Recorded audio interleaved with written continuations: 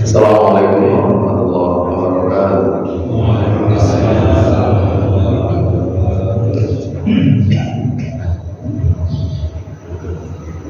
Alhamdulillah, wassalatu wassalamu ala rasulillah wa ala alihi wa sahbihi wa mawala. La hawla wa la quwwata illa billah.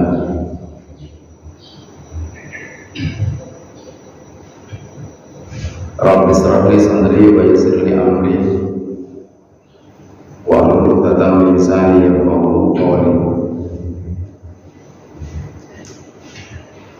Amma ba'd, qala Allah ta'ala fil Qur'anil Karim, a'udzu billahi samil 'alim minasy syaithanir rajim. Bismillahirrahmanirrahim. Ya ayyuhalladzina amanu taqullaha haqqa tuqatih wa la tamutunna illa wa antum muslimun.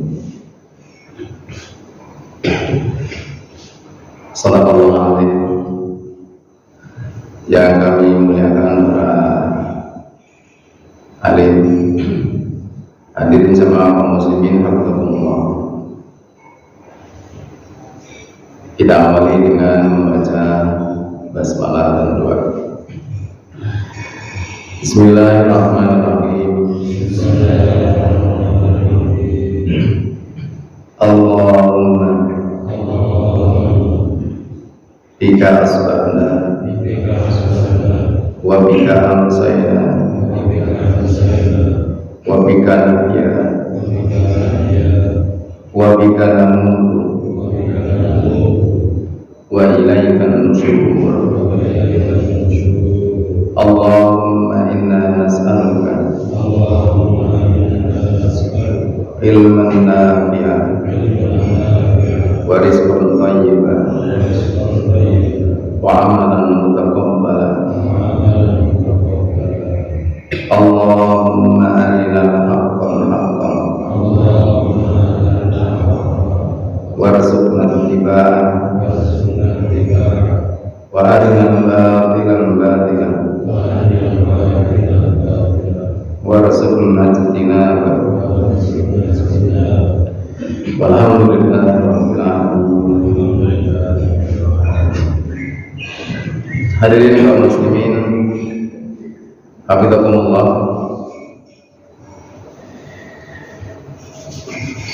Puji syukur kita panjatkan kepada Allah Subhanahu wa taala dengan segala kebaikan dan limpahan nikmat yang telah Allah hadirkan.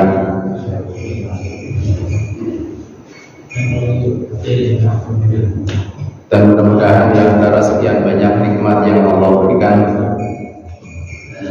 Allah masih dan tetap menanamkan keimanan di dalam hati kita,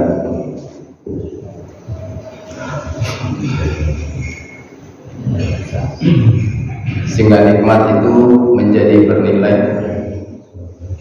Kenikmatan itu akan berbuah dengan ketaatan, dan dengan iman itu juga mudah-mudahan nikmat itu menjadi berkah adanya. Namun sebaliknya, kalaupun Allah banyak memberikan segala macam bentuk kesenangan,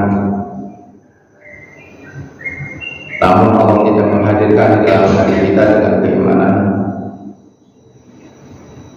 maka yang akan kita beli hanya sebuah nafsu dan syahwat yang akan kita belanjakan. Itu hanya kesia-siaan. Dan kalau Allah pun tidak memberikan nikmat iman itu juga, maka kenikmatan itu akan menghancurkan diri dan kepada siapapun. Oleh karena kita berharap kepada Allah Subhanahu wa taala, dengan kehendaknya boleh saja nikmat itu berkurang. Allah dengan kehendaknya bisa mengurangi nikmat sehat juga. Dengan kuasanya Allah bisa mengambil orang-orang yang kita cintai, yang membuat kita bersedih. Yang dengan kuasanya juga Allah bisa mengurangi segala nikmat apapun yang selama ini kita rasakan.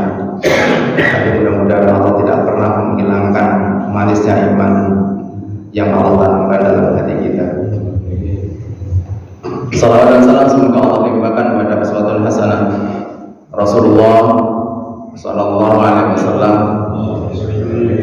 keluarga, sahabat dan para pengikutnya yang istiqomah hingga yaumil akhir. Hadirin kaum muslimin rahimakumullah. Di antara tema dalam kehidupan Rasulullah di masa kecilnya adalah tema tentang keyatiman, dan itu Allah Subhanahu wa taala sampaikan di dalam surat Ad-Duha ketika Allah menyebutkan alam yajid kayatim fa'awa. Bukankah aku mendapatimu dalam keadaan yatim dan dia yang memelihara kita. Hadirin kaum muslimin rahimakumullah. Kalau sudah bicara anak yatim, maka tentu yang difikirkan atau yang terpikir oleh kita itu bukan karena dia tidak lagi memiliki seorang ayah yang menjadi sumber kewibawaan dan sumber kasih sayang yang harusnya didapatkan bagi anak-anaknya di waktu kecil itu. Tetapi kalau sudah bicara yatim, maka juga konsekuensinya adalah hak mereka, terutama dengan harta yang ditinggalkan oleh ayahnya. Jika anak yatim, dikasih sebut anak yatim itu berarti karena sebab ayahnya meninggal. Kalau ayahnya meninggal itu pasti meninggalkan waris. Kalau tentu ada, seminimal mungkin masih ada. Dan itulah yang harusnya segera diselesaikan. Jangan sampai kemudian jauh-jauh kelembagaan sosial, bahkan sangat mungkin justru orang tuanya tanpa sadar, bahkan keluarganya itu malah justru memakan harta anak yatim dari saudaranya sendiri, dari adiknya sendiri, dari anaknya sendiri. Kenapa? Karena tidak segera dibagikan saat kemudian suaminya meninggal. Dibagikan itu tidak harus kemudian dipisah-pisah, tapi sudah ditentukan alokasinya, bahwa rumah ini setelah bapakmu meninggal dunia, ibu punya bagian sekian, sepertelapan misalnya, anak laki-laki itu dapat sekian, dibagi sekian anak laki-laki, yang perempuan dapat sekian, dibagi sekian anak perempuan. Sudah jelas. Jadi nilainya nilai persentase, bukan nilai rupiah. Kalau nilai persentase sampai apapun dengan harga berapapun itu akan sama jatuhnya, ya kan? Iya. Mau dijual harga 500 juta atau 1 miliar, nilai tetap persentase. Itu yang tidak boleh. Karena kemudian Rasulullah SAW juga di antara kemudian pelajaran yang didapatkan oleh Rasul ketika beliau di Isra Mi'raj, terutama para peristiwa Isra Mi'raj, maka Rasulullah kemudian diperlihatkan oleh Allah Subhanahu wa taala seseorang yang kemudian dimasukkan dari mulutnya itu batu neraka dan keluar dari mulutnya. Dalam sebuah hadis dari Abu Ya'la, Rasulullah SAW kemudian bersabda, akan dibangkitkan pada hari kiamat satu kaum dari kuburannya, berkobar-kobar api di mulutnya. Para sahabat kemudian bertanya, siapa mereka ya Rasulullah? Tentu ini adalah peristiwa yang disaksikan oleh Rasulullah ketika Isra Mi'raj. Kemudian Rasulullah ceritakan kepada para sahabat, siapakah mereka ya Rasulullah? Rasulullah kemudian mengatakan, tidaklah kamu mengerti bahwa Allah berfirman, innal ladzina ya'kuluna amwalal yatama dzulman innama ya'kuluna fi butunihim nar. Sesungguhnya orang-orang yang memakan harta anak yatim secara zalim, sebenarnya mereka itu menelan api sepenuh perutnya. Ini yang perlu difahami. Justru kezaliman yang tanpa disadarkan, karena namanya anak yatim itu kan ada dalam sebuah keluarga. Kalau mungkin pihak orang luar itu hanya sifatnya membantu, mungkin dimasukkan kepada rumah yatim, kemudian diasuh ya. Tetapi yang tidak boleh lupa bahwa anak yatim ini punya keluarga, dia punya orang tua yang pasti meninggalkan harta, dan itulah yang harusnya diselesaikan, segera diselesaikan gitu. Meskipun kalau bisa nanti pembagiannya nantilah. Kalau mungkin maaf ibunya masih ada, ya sudah. Bukan berarti kemudian nunggu ibunya mati, bukan. Tetapi yang penting nilai jelas. Jika nanti ketika misalnya harta dari ayahnya sudah dibagi, berapa persentasenya, sampai kemudian waktunya kemudian Allah tentukan. Misalnya ternyata anak laki-lakinya itu sudah meninggal, maka seberapa? Itu juga punya bagian tidak? Ya, katakanlah misalnya anak laki-lakinya dapat seperberapa, misalnya seperempat dibagi sekian anak laki-laki, maka salah satu anak laki-lakinya mendagang seperempat dibagi sekian anak laki, kemudian meninggal dunia, maka cucunya ini loh, hak bapaknya dulu ada di sini. Gitu ya hadirin. Itu yang apalagi kalau kemudian sampai ketika ibunya meninggal dunia, sudah berarti harta yang diwariskan itu karena sudah teralokasi hanya murni milik ibu berapa misalnya, 1/8, ya sudah 1/8 itu nanti bagi dengan anak laki-laki dan anak perempuan. Hadirin rahimakumullah,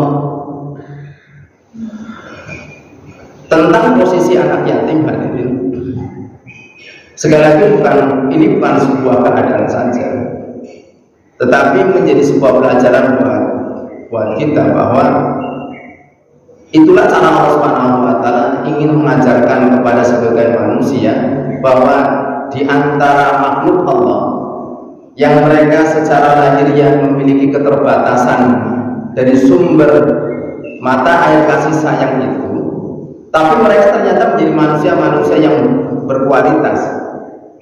Banyak di antara para ulama kemudian mereka menjadi orang-orang besar itu karena keyatiman.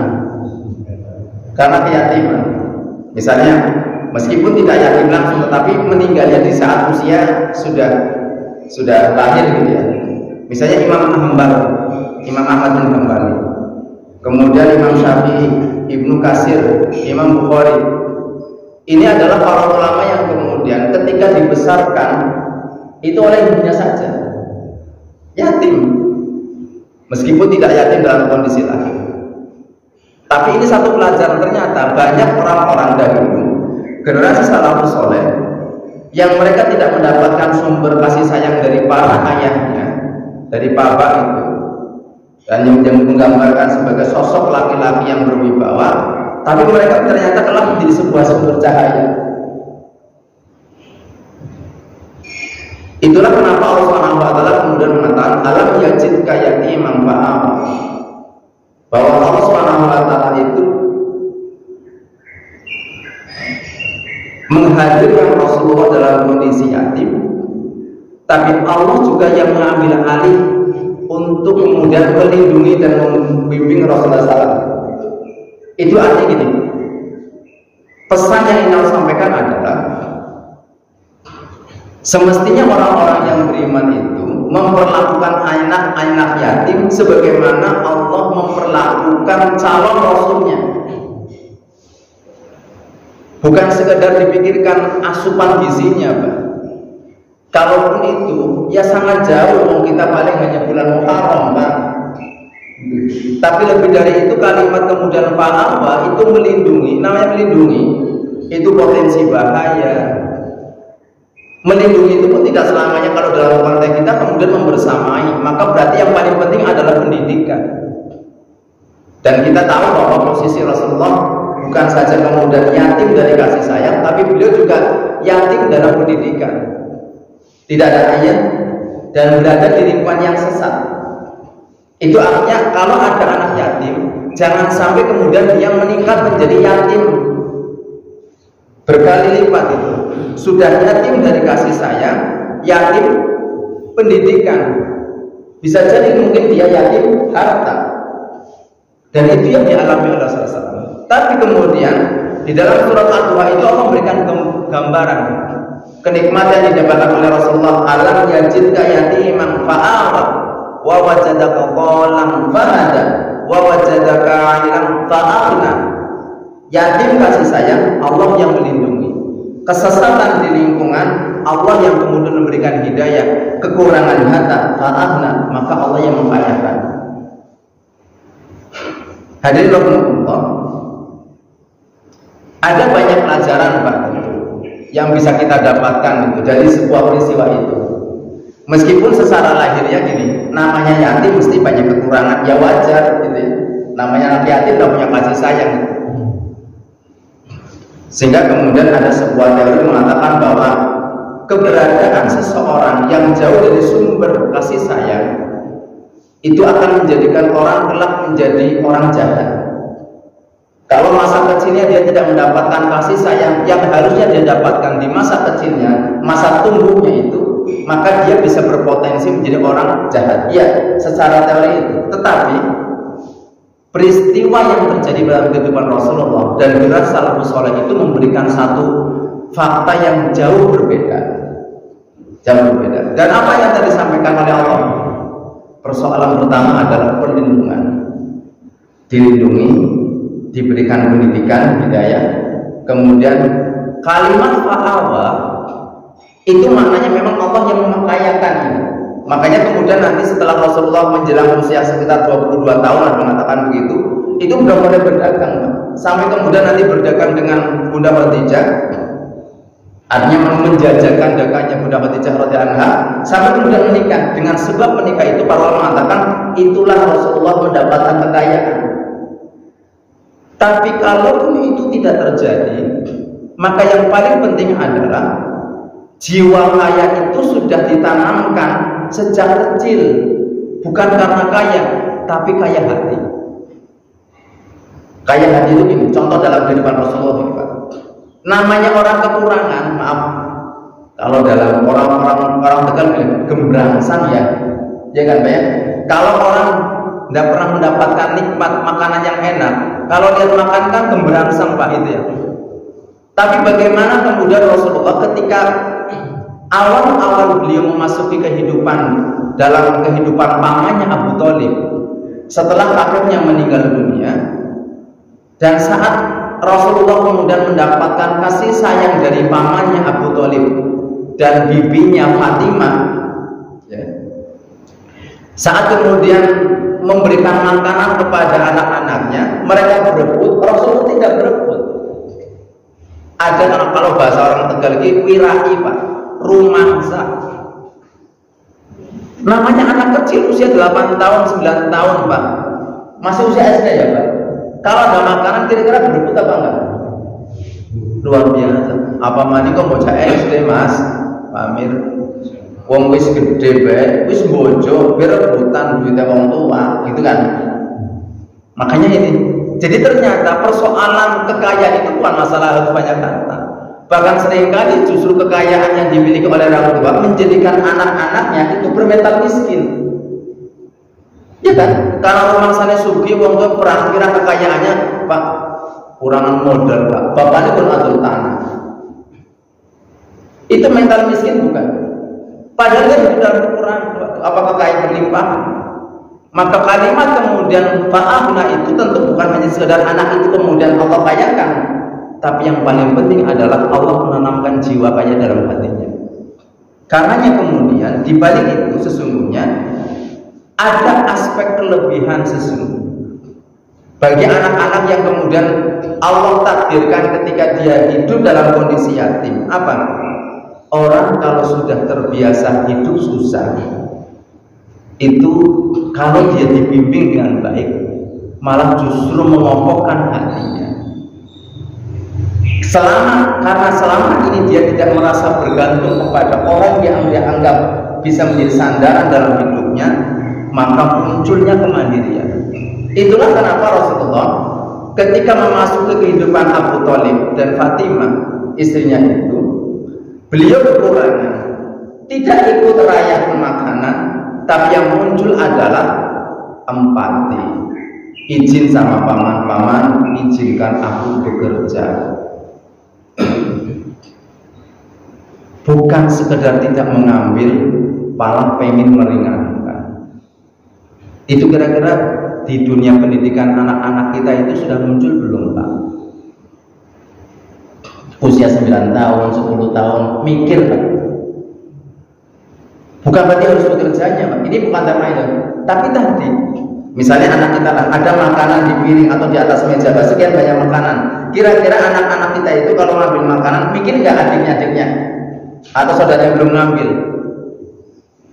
Mikir orang, misalnya ibu, ini ada makanan ya jajanan, jatahnya berapa? Ada yang kayak gitu enggak? Kalau ada, alhamdulillah itu. Ya, minimal seperti itu. Oh iya, yang itu. Itu salah satu contoh aja, yang paling kecil itu.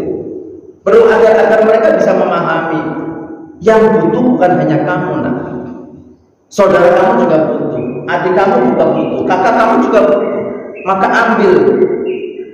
Bahkan adabnya itu gini, Pak. Ini kalau kita makan prasmanan ya, Pak. Kalau kita mikir prasmanan itu, kita tahu Pak sudah bisa mengukur. Si mangkat paling saya banyak ya, Pak. Tapi kepersediaannya kayaknya 1,50. Saya mau tanya, panjenengan ngambilnya 1 tok, apa ngambil 2, apa ngambil 3?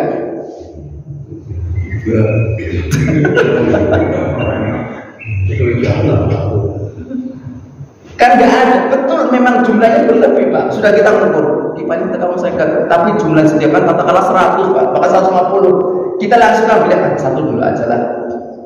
Atau langsung, insya Allah cukup. Gimana Pak? Harusnya berapa? 1 dulu, baru nanti kalau kemudian sudah ngambil semua nih, masih ada sisa, nyompengin maning, ambil 1 lah. Kayaknya pelajaran kayak gini gampang apa susah? Gampang apa susah? Gampang susah. Karenanya kemudian Umar bin Khattab itu paling keras Pak gitu. Sangat disiplin. Saya mengatakan biarkan hidup dalam kesulitan. Karena apa? Karena nikmat itu tidak akan abadi. Salah satu itu. Jadi justru Umar itu banyak memberikan satu nasihat. Orang itu harus diajari sejak kecil itu dengan kesulitan, Pak. Jadi anak kita silakan orang tuanya memang berada. Tapi yang paling penting itu adalah mereka jangan sampai terlena, dininabobokan oleh keadaan orang tua. Justru mereka harus merasakan perihnya. Kalau mungkin bahasa saya gini, anak-anak itu sejak kecil harus dimiskinkan. Tidak serba boleh. Meskipun orang tuanya ada. Kalimat dimiskinkan itu maksudnya bukan berarti kemudian tidak diberikan dengan standar yang memang sesuai dengan kemampuan, tapi tidak semua apa yang diminta harus diadakan. Apa yang diinginkan harus diberi. Silakan orang tua ngatur. Anak mungkin dipaksa, dididik agar dia tidak banyak meminta, agar tidak menginginkan semuanya, tapi orang tua menghadirkan. Di saat anak itu memang perlu, hadirkan, berikan yang lebih baik dan lebih berharga. Satu contoh, anak kesampean pengennya tuku cilok terus, cilok. Ditahan. Kemudian satu saat, bocah orang jadi borok, ditahan. Belikan Pak yang hebat, yang berkuat atas apa? Ajak cilok no. Maaf jangan gitu ya. Jangan ciki belikan kebab itu misalnya. Berkualitas. Ada pengendalian seperti kita puasa lah Pak. Orang puasa kan memang segala sesuatu ya. Tapi nanti pada ujungnya yang diperlukan pada saat buka, pada saat sahur. Hadirin rahimahullah.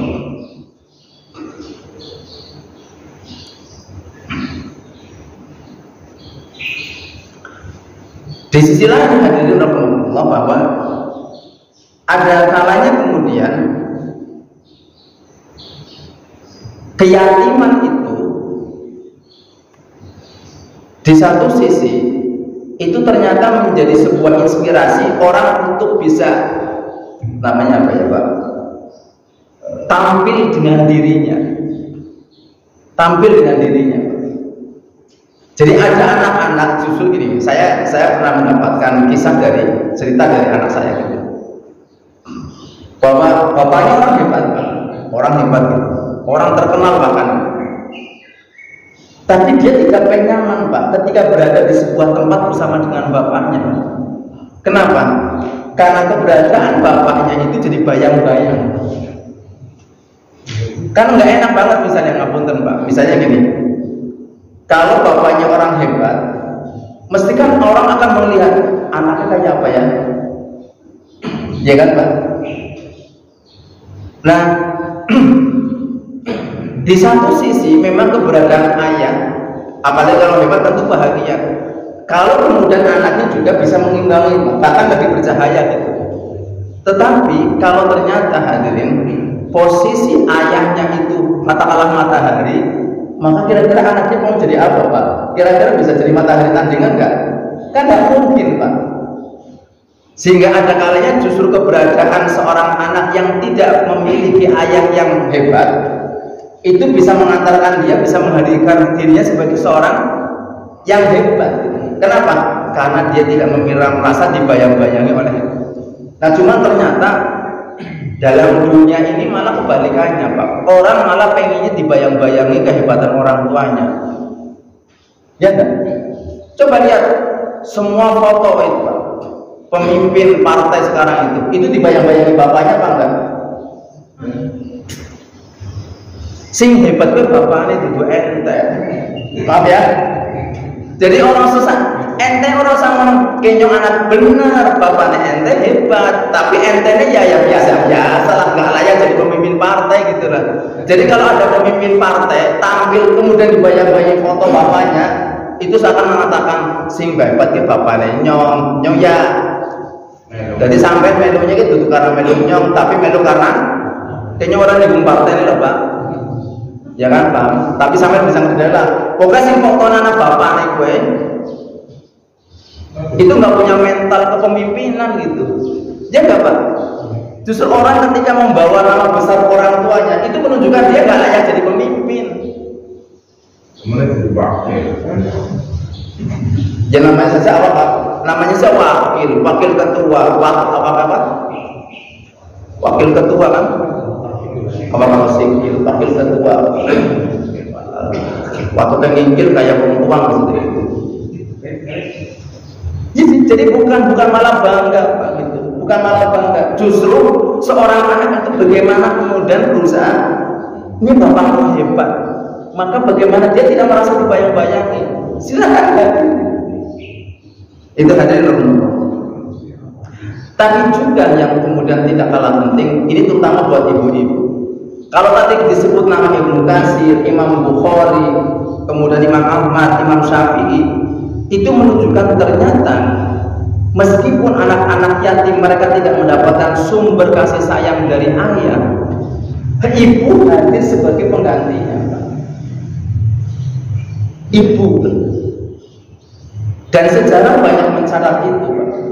Sejarah banyak mencatat bagaimana ternyata seorang anak meskipun dia hanya cukup bersama orang ibu, dia menjadi orang besar.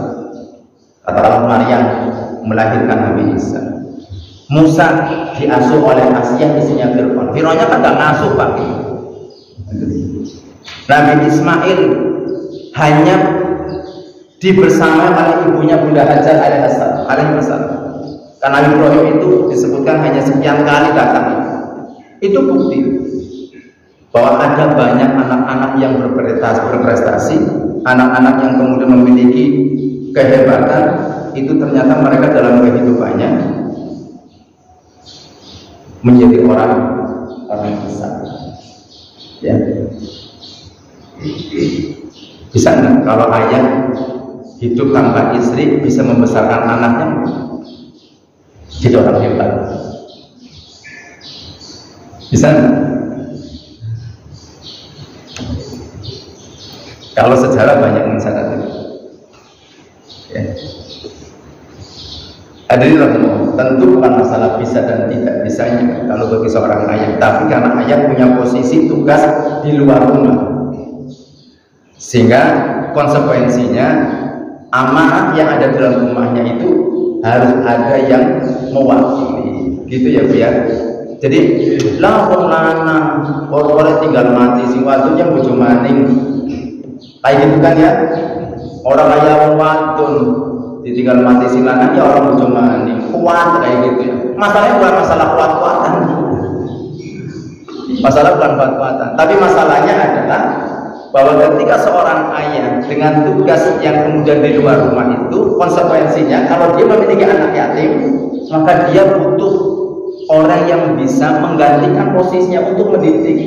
Karena itulah kemudian dalam sejarah nantinya Rasulullah kemudian ketika ditinggal wafat Bunda Khadijah radhiyallahu, kurang lebih sekitar 2 tahun itu Rasulullah kemudian menggoda itu, maka menikah.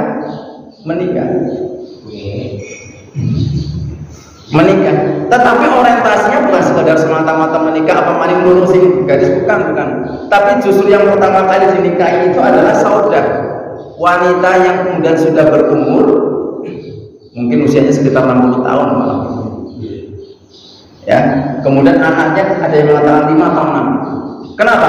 Karena kebutuhan Rasulullah saat itu adalah menikah dengan seorang wanita yang bisa mendidik anak-anaknya yang masih kecil, yaitu Fatimah dan Ummu Kulsum. Kan Ummu Kulsum masih sudah besar karena posisinya sebagai janda.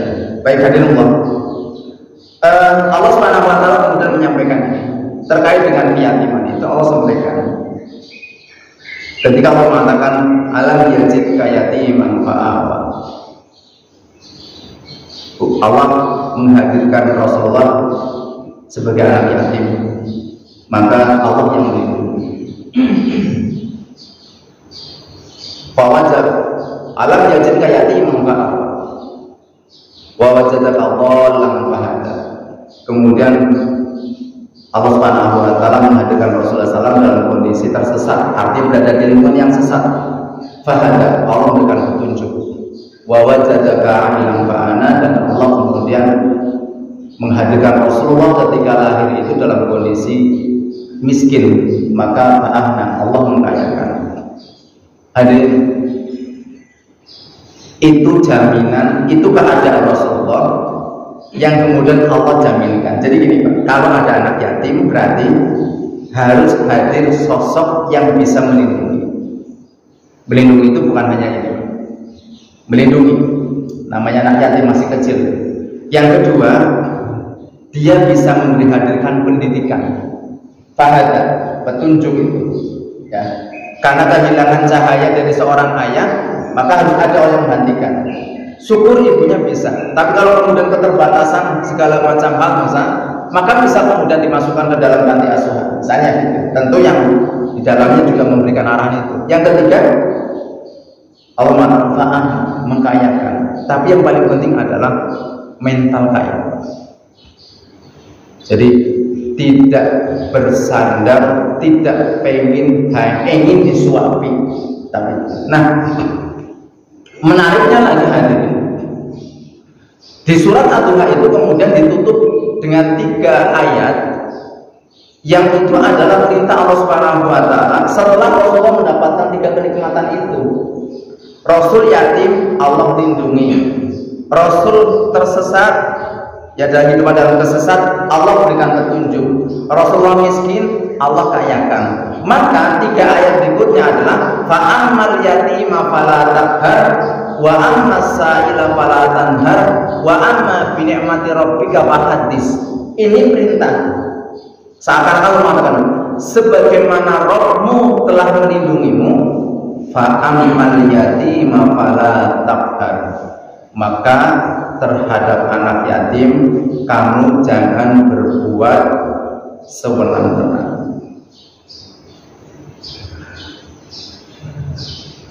Fawajadaka dhallan fahada, sebagaimana Rabbmu telah memberikan petunjuk kepada jalan kebenaran, maka perintahnya apa? Wa ammas sa'ila fala tanhar, dan adapun terhadap orang yang meminta kamu jangan menghardiknya. Wa wajadaka 'ailan fa'ahna, sebagaimana Allah telah memberikan kesempatan kepada Rasulullah menjadi orang kaya. Wa amma bi ni'mati rabbika fahaddits, maka hendaklah kenikmatan yang Allah berikan kepadamu itu engkau siarkan, engkau berikan rasa nikmat kepada orang-orang yang memang membutuhkan. Maksudnya apa hadirin? Ya tadi, inilah perbedaannya yang kemudian tidak terjadi pada kehidupan Rasulullah dan orang-orang soleh. yang mengatakan bahwa teorinya kalau orang kemudian lahir yatim, dia berada di lingkungan yang buruk, lantas dia miskin, maka berpotensi dia bisa jadi perampok karena kekurangan harta, dia bisa menjadi orang yang kejam karena tidak mendapatkan kasih sayang, gitu ya. Dia bisa akhlaknya buruk karena tidak pernah terdidik. Tapi Allah menyampaikan kepada pesannya, suasana yang pernah Rasulullah alami, tapi Allah jaga, Allah lindungi, Allah berikan petunjuk, Allah berikan kekayaan, maka membangkitkan semangat, Pak. Apa? Fa'ammal yatima fala taqhar. Kalau ada anak yatim, jangan berbuat sembarangan, termasuk harta kita. Kalau ada orang meminta, wa amma sa'ila fala tanhar. Kalau kemudian engkau dimintai oleh seseorang, jangan kau menghardiknya, Pak. Makanya tidak ada satupun dalam sejarah kehidupan Rasulullah orang datang kepada Rasulullah itu tanpa apa yang didapatkan. Meskipun Rasulullah tidak memilikinya, tidak memberikannya, maka Rasulullah minta kepada sahabat untuk kemudian menggantikan. Contoh, kalau soal memberi, Pak, sudah orang datang dikasih, orang datang. Memang semangatnya menghabiskan, Pak. Semangatnya menghabiskan. Rasulullah itu sampai kata ketika sholat itu nggak nyaman, mengingat masih ada harta yang belum dibagikan. Kalau kita kebalikannya, lah artinya punya jadwal gue ya mau jariyah, coba anak nawari motor murah, kayak bisa. Hadirin rahimahumullah. Tapi ketika seseorang kemudian datang misalnya, katakanlah seorang tamu, Rasulullah nggak bisa kemudian menghormatinya, nggak bisa ikram tuyuk, maka ditawarkan pada sahabat. Kalau ada orang yang membuat bantuan, maka kemudian Rasulullah mengatakan, tolong kamu tunggu dulu. Rasulullah keliling kepada sahabat, ini ada orang yang membutuhkan sesuatu. Jadi tidak sampai dengan tangan hampa, Pak. Orang datang seperti itu. Kalau dalam buat kita mungkin yang datang itu bukan hanya urusannya gini, urusan minta harta mungkin, Pak. Tapi mohon maaf, Pak, yang paling unik buat kita gini. Orang kalau bertanya itu mestinya dia orang butuh. Kan orang butuh kan tidak selamanya harus meminta harta, Pak. Butuh. Mohon maaf, Pak. Misalnya gini. Ya walaupun tetap harus baik. Tapi saya juga begitu sependapat mengatakan, oke, itu harus begitu. Orang misalnya gini, datang dari jauh, dia musafir. Kemudian satu saat dia jauh misalnya dari Purwokerto naik motor, kemudian tanya, pas saya di situ, orangnya masih di motor, Pak, mau tanya, Pak, kalau ke arah Tegal itu gimana? Karena yang bagusan gini, memang orangnya turun dulu, ya Pak ya, orangnya turun, kemudian buka helm, kemudian tanya, maaf, itu kan baiknya. Tapi kan ada di antara orang kemudian ketika ditanya sampai ngomong helmnya dibuka di situ, kuncinya dimatikan dulu ya. Ada orang gitu. Itu nggak layak seperti itu, Pak. Panjenengan jangan menuntut haknya. Yang dulu minta haknya adalah orang yang minta. Dia butuhnya apa? Pak, saya tolong tunjukkan jalan ke Tegal. Sudah, kasih saja. Perkara kemudian nanti dia perlu dinasihati nanti. Tapi berikan haknya dulu, jangan menuntut hak kita, ya enggak? Kalau kemudian saya ditanya, Pak, arah ke Semarang mana, Pak? Mas, tolong Mas, itu kuncinya dimatikan dulu, helmnya dilepas, ngomong yang baik, itu menuntut hak saya kan, Pak? Egois itu namanya. Tolong jangan diulangi lagi, Pak. Jangan bergaya jadi pejabat, gitulah, maaflah. Ini kan gaya-gaya pejabat kayak gitu, Pak. Tapi berikan haknya dulu. Baru salahkan, Mas, nanti gini Mas. Terus bilang, Mas, dari mana sih Mas? Sudah dia sudah mendapatkan informasi dari kita, mau baik Mas. Lain kali barangkali panjenengan butuh sesuatu, sebaiknya panjenengan motornya tidak dulu, helm dilepas, ngomong baik gitu. Kan kalau medan enak masa gini kan? Oh iya Pak, matur nuwun. Kesannya ada nggak? Udah. Kadang-kadang tanya orang lagi susah, Pak, orang lagi kesasar bingung, Pak. Itu ya Pak hadirin. Ini tema-tema kecil hadirin. Wa amma sa'ila fala tanhar. Kalau ada orang meminta itu jangan dinafi. Namanya orang butuh itu sudah Pak. Mungkin caranya tidak beradab, ya namanya orang tidak beradab. Misalnya satu contoh misalnya. Qadarullah ada tetangga kita memang dia butuh harta Pak. Pengen ngutang sadelat. Lah lagi kan butuh sarapan kalau bocah makan sekolah. Misalnya gitu, dia nggak punya harta. Pagi mau sarapan, laka duit, laka panganan. Terus gimana Pak? Ya terpaksa nyili. Sekarang pertanyaannya, nyili itu jam pira? Saya mau tanya dulu sama jenengan. Saya mau tanya, harusnya saya kalau misalnya posisi seperti itu, saya datang ke panjenengan jam berapa? Terserah ya. Berarti saya datang jam 5 boleh? Nah gitu. Lo kan tadi buku mertamu yang kira-kira Bu. Mau jam bolu, nah anaknya kaliran loh Pak. Maka sekolah orang gak badu gitu rasaan makan. Paham ya Pak ya? Jadi orang kalau butuh itu jangan dituntut adabnya dulu, tapi berikan haknya. Wa ammasa ila falatan hari. Apalagi jadi pejabat gitu Pak. Betul ya Allah. Ya Allah, misalnya di modal dewan misalnya Pak. Nyambi dulu sarapan, tamu harus ngenteni. Ya sudah konsekuensi begitu. Jadi jangan malah menutup protokoler gitu, enggak seperti itu. Namanya orang datang itu butuh. Kenapa dia mau jadi pemimpin? Ya sudah konsekuensinya begitu. 24 jam kayak UGD lah gitulah. Itu ya hadirin. Wa amma sa'ila falatan. Wa amma bi ni'mati rabbika fahadis.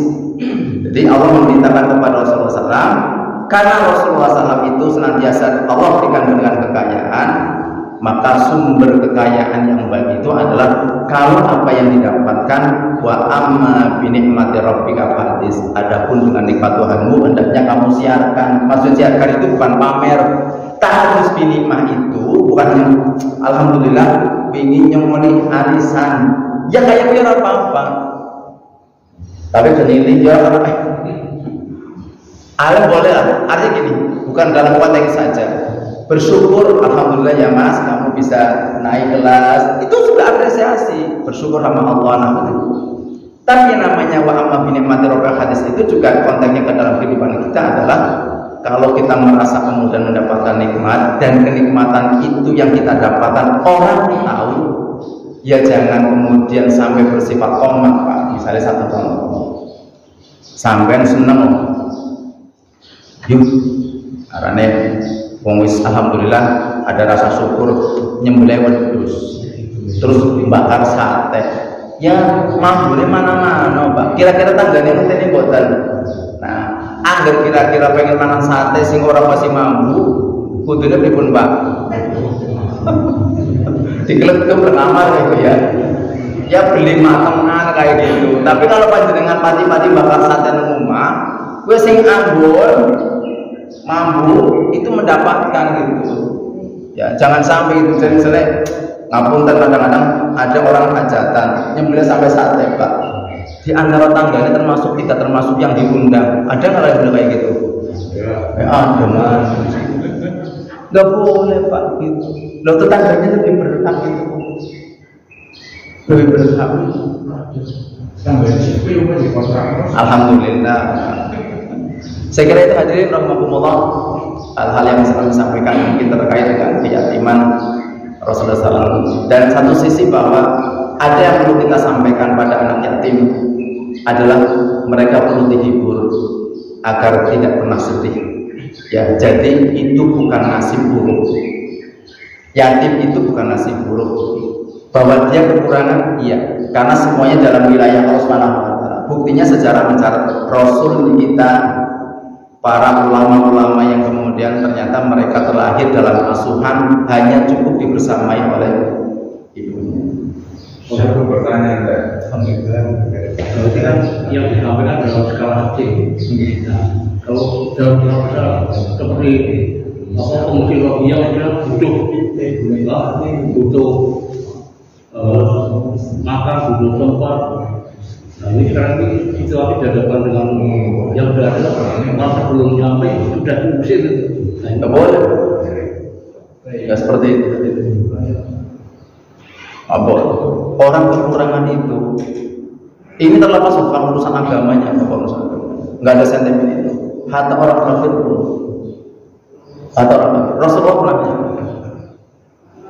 satu saat kemudian Rasul tanya sama Aisyah, udah kamu bagikan sudah? Tapi ada satu yang belum kebagian, tetangganya Yahudi, dikasih.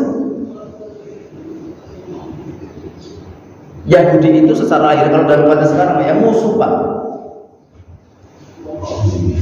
Jadi kalau urusan bantu itu nggak ada kalimat tidak mampu. Lah kalau nggak mampu tadi kayak Rasulullah nggak mampu, iya, tapi disambut dulu, disambut dulu. Terus ketidakmampuannya kayak apa gitu? Ya kalau betul misalnya saya misalnya kedatangan, ya kalau memang nggak cukup, ya seadanya gitu ya. Gitu. Jadi kalau dalam Islam menolak orang yang kesulitan, terus pertanyaannya, Anda ketika nggak menerima, terus berharapnya dia mau ditolong oleh siapa? Namanya orang kemudian dalam kondisi itu kan nggak mungkin. Ya silakan pergi kemana? Mereka tidak bawa harta. Itulah kenapa kemudian posisi masjid itu dalam Islam adalah tempat persinggahan musafir. Jadi masjid ini, masjid dimanapun mestinya sumber ketenangan jiwa dan ketenangan perut. Orang kalau masuk masjid itu pulang nggak boleh lapar. Sarung begitu maknanya bagi musafir gitu ya, gitu ya Pak.